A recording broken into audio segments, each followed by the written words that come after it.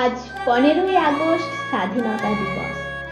চারিদিকে কত ঘটা, ধূপ, প্রদীপ, কত রকমের ফুল মালা, কত মিষ্টান্ন দ্রব্য, জিলিপি, বোঁদে মিঠাই, আর শোনা যায় মাইকে হাজারো ভাষণ। কিন্তু কেউ স্বাধীনতার কাছে একবারও জানতে চাইছে না সে খুশি কিনা।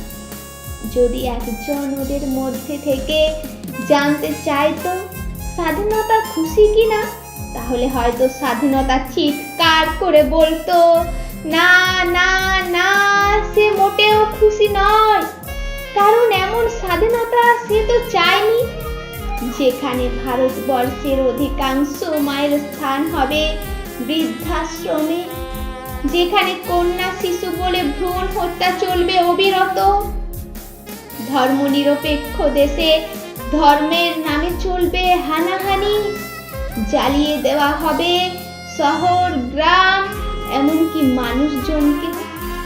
এমন স্বাধীনতার আশায় তো বীর শহীদেরা হাসতে হাসতে জীবন বলি দেননি। স্বাধীনতার আজ মাইক্রোফোন ধরে বলতে ইচ্ছে করছে, এমন স্বাধীন ভারতবর্ষকে সে চেনে না, যেখানে ধনীরা দিনে দিনে আরো বিত্তশালী হয়ে উঠবে গরিব মেরে, আর গরিবেরা রোজ তিলে তিলে মরবে অনাহারে দুর্ভিক্ষে। নোংরা কিছু স্বার্থলোভী মানুষের কারণে দেশের শিক্ষিত বেকার যুবকের ঠাঁই হবে শ্মশানে। তাই আজ তেরঙ্গাটাও আকাশে পথ পথ করে উঠছে না, বরং সে ছটফট করছে। তার দম বন্ধ হয়ে আসছে কিছু স্বার্থলোভী মানুষের মুখোশের আড়ালে আসল মুখটা দেখে।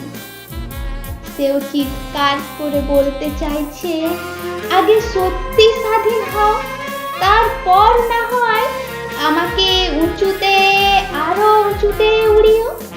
তখন আমি আনন্দে পথ পথ করে উড়বো, আর তোমাদের কণ্ঠে কণ্ঠ মিলিয়ে বলবো, জয় হিন্দ, বন্দে মাতরম।